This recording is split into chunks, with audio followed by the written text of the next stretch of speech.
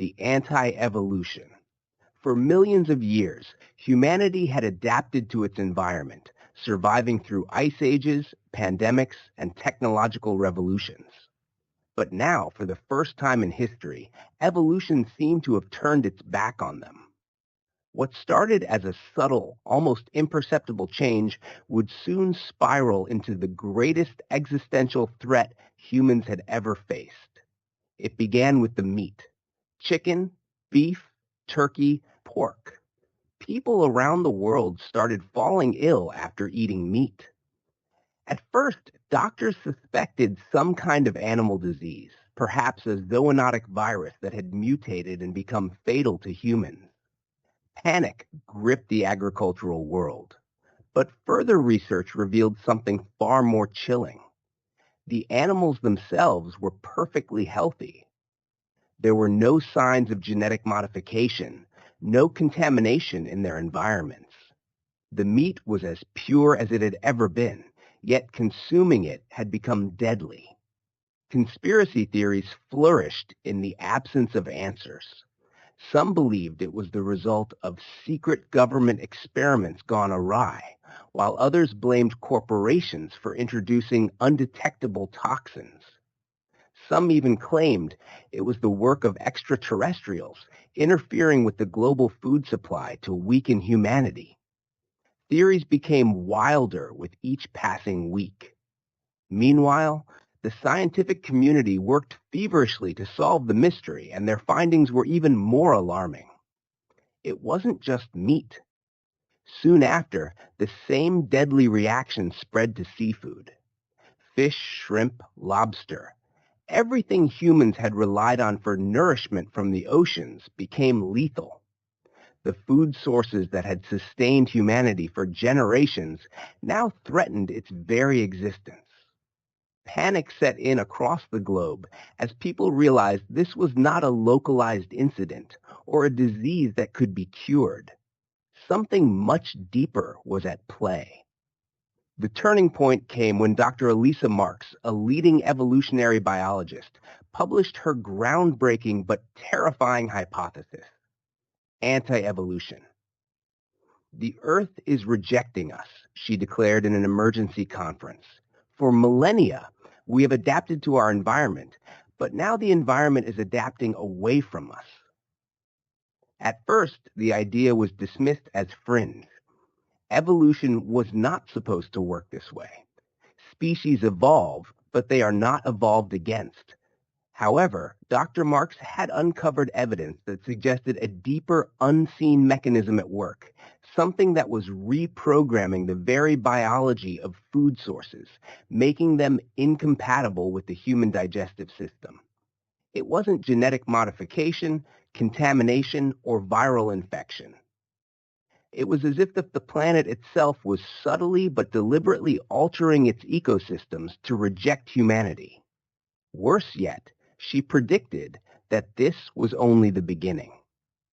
According to her theory, the rejection of meat and seafood was simply the first wave. Plants would be next. Humans would find themselves unable to consume fruits, vegetables, grains, everything that had once sustained them. The Earth's biosphere was systematically closing off its resources to the human species. She called it the anti-evolution, and it had already begun. The media latched onto the term, and soon mass hysteria ensued. Governments scrambled to control the panic, but there was little they could do. While researchers rushed to find alternative food sources, lab-grown meat, synthetic protein, and genetically engineered plants, there was a deepening sense of dread. Humanity had always relied on its ingenuity to overcome natural challenges. But this felt different. The problem wasn't just a shortage of food. It was a complete biological disconnection from the planet itself. What was causing this?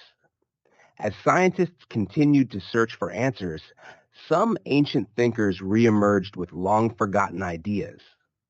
Philosophers and spiritualists began to suggest that this was not a scientific issue, but a metaphysical one. Humanity had, for too long, dominated and exploited the Earth. Now, the planet was fighting back, not with earthquakes or storms, but with a far subtler and more insidious weapon: rejection. In the months that followed, starvation became a global reality. The wealthiest nations, with their vast scientific resources, managed to stave off collapse by developing highly processed synthetic foods. But even those had their limits. They were costly, inefficient to produce, and lacked the nutrients humans truly needed. For the poorer countries, where natural agriculture was the backbone of survival, famine set in rapidly. Governments fell, and society began to crumble. All the while, the mysterious force that had turned the planet's food against humans continued to evolve. A few radical thinkers proposed a theory that chilled everyone to their core. Perhaps it was not the planet that was changing, but humanity itself. They suggested that something had shifted in the human genome, some unseen force that had stopped the species' ability to adapt. The natural evolution that had once kept humans at the top of the food chain had abruptly halted, leaving them vulnerable to forces beyond their control. As food supplies dwindled, humanity's ingenuity, the very thing that had built civilization, seemed powerless. The tools that had once enabled progress, science, technology, innovation, were now weapons of despair. Researchers tried to create synthetic sunlight for crops, but nothing would grow. New generations of 3D printed meat caused the same fatal reactions. Each attempt to outsmart the forces at play only seemed to bring them closer to extinction. People began to ask existential questions. Was this nature's way of erasing humanity? Was this the punishment for taking the Earth for granted? Then came the final blow. Just as Dr. Marx had predicted, the last safe food sources, grains, fruits, vegetables, became toxic to humans. Humanity had finally met its match. It wasn't war, disease, or even natural disaster. It was evolution, or rather, the lack of it.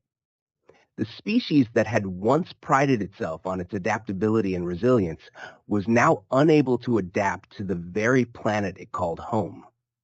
Nature had moved on without them. In the final days, as humanity teetered on the edge of extinction, some looked to the stars, wondering if survival could be found on another world. But most realized that the truth was far more painful. It wasn't the Earth that had betrayed them. It was humanity itself. Evolution had stopped, and with it the human race. In the end, the last human voice was not one of defiance or resistance, but a quiet, resigned acceptance.